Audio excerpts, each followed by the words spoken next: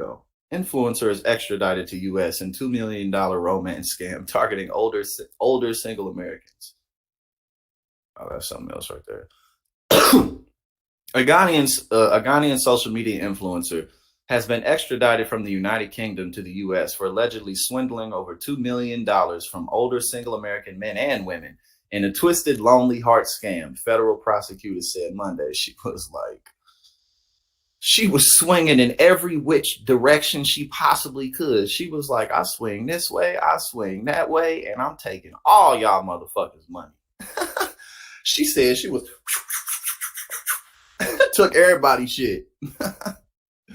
Oh shit, here we go. Oh yeah, because she's definitely good looking.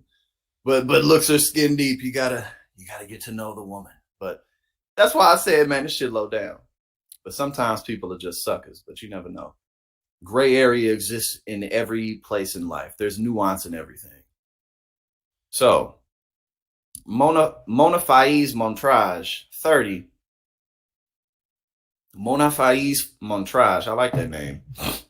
30 of Accra, Ghana, appeared in Manhattan federal court Monday for her alleged involvement in a series of romance schemes targeting older people who lived alone.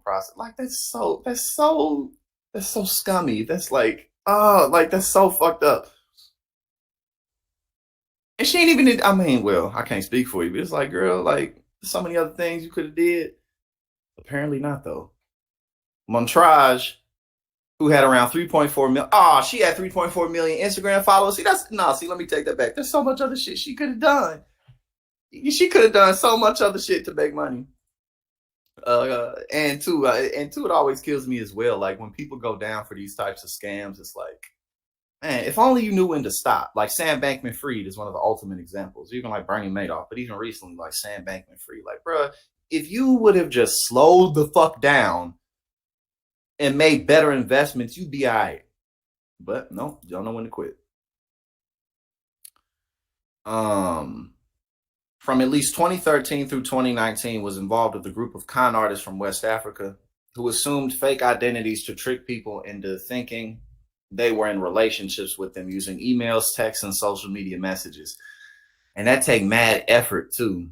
That shit take hella effort. But I mean, you gotta, get it how you live. And even though, like, I understand why people in poor countries do it. At least that makes more sense. It's like, okay, I guess y'all you really ain't got no options. Like, like the Indian scam call centers, you just all of a sudden like get called, get called up or some shit like what? Or you get some text like, oh, like you got some government fund that you forgot to get. You know what I'm saying? Like there's some government program like the Affordable Care Act, and you didn't get all your money and you're missing it. And then they'll run you through it, and then it'll be like, well, all you got to do is, send us $200 real quick so that we can open up an account and then make the exchange. At least you have the excuse of ain't shit else you could do. But yeah, still scamming it's just a low down thing.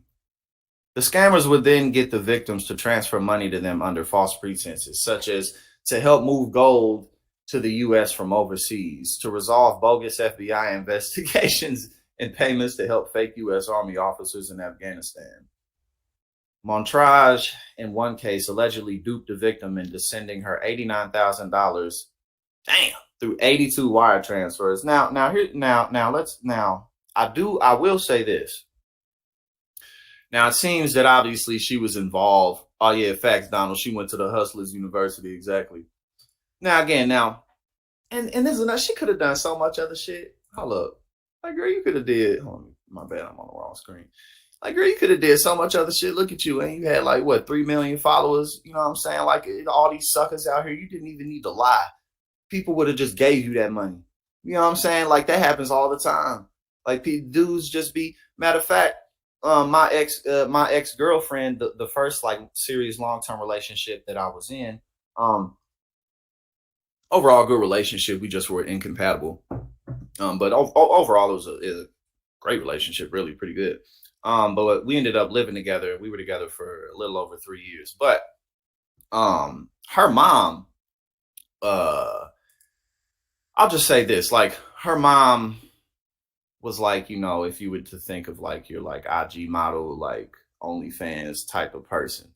She she she had her very young, and actually my current girlfriend, her mom had her very young, but now she's like a PhD and owns different businesses. She's a doctor, does a lot of stuff. But my ex-girlfriend's mom like was like a complete 180. Like she, yeah, I don't want to, you know, just talk too much. But she had an old man named Dennis. And Dennis was just for years, Dennis was just give her money. And Dennis was actually a cool dude. Like I didn't dislike him at all. Like, I mean, obviously, you know, like he was a creep, but at the same time, like he wasn't like a like, you know, like he wasn't like a bad dude. And when I say he was a creep, it's just like, you know, he was like 82, just like all over this, like, well, what she was, I think at the time, like 37 or something, 38, you know, just tricking off on it, but willingly so. These old geezers will give you money and not think anything of it. You feel me? Like, you don't gotta rip these people off like that. You hustling backwards.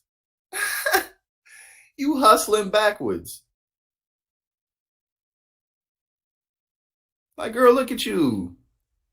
She tricked the person into believe she could have been on a reality TV show or some shit. She tricked the person into believing the pair were married by sending them a tribal marriage certificate after a series of phone conversations using her real identity.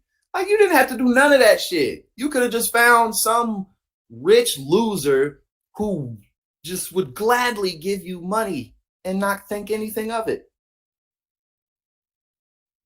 Because they out, man, what do you think seeking arrangements is all about? And I'm not saying she had to utilize seeking arrangements, but just to say there's a huge market out there for, I mean, man, you know how many women I know, it just be dudes and they like, oh, like just weird, creepy ass dudes in their inbox, like, I'll pay you $1,500 a month to like some weird bullshit. Like, what do you think OnlyFans is? Most of the people on there, pretty much 100% of those women's customers who give them money and shit, like they just be like, oh, I want to see you walk all over cake. I want to see you walk on cake. Like, oh, like, I mean, if that's your kink, if walking on cake is your kink, ain't nothing wrong with that. I'm just saying, like, the type of dudes who be on there, they be like, oh, talk to me, like, be my girlfriend, like, you know what I'm saying? AKA, you hustling backwards. In total, Montrage netted $2 million in funds the group ripped off from victims to bank accounts she had in the Bronx and elsewhere, including one opened in the name of Four Deal Designs and a supposed clothing company. She then allegedly laundered the stolen money to other members of the enterprise, the indictment charges. Oh, she was just a career criminal. She just couldn't step away she was too deep. She just got too deep in the game. Like, I don't know if she felt like she was like Pablo or something. Like, I don't know. But she, again, like she did not need to do any of that. She had 3 million something followers on Instagram. She could have done anything she wanted. Again, I'll be it's just a funny story to start off with. You gotta know how to, if you gonna do crime, if you gonna do what you gotta do to make ends meet, you know what I'm saying?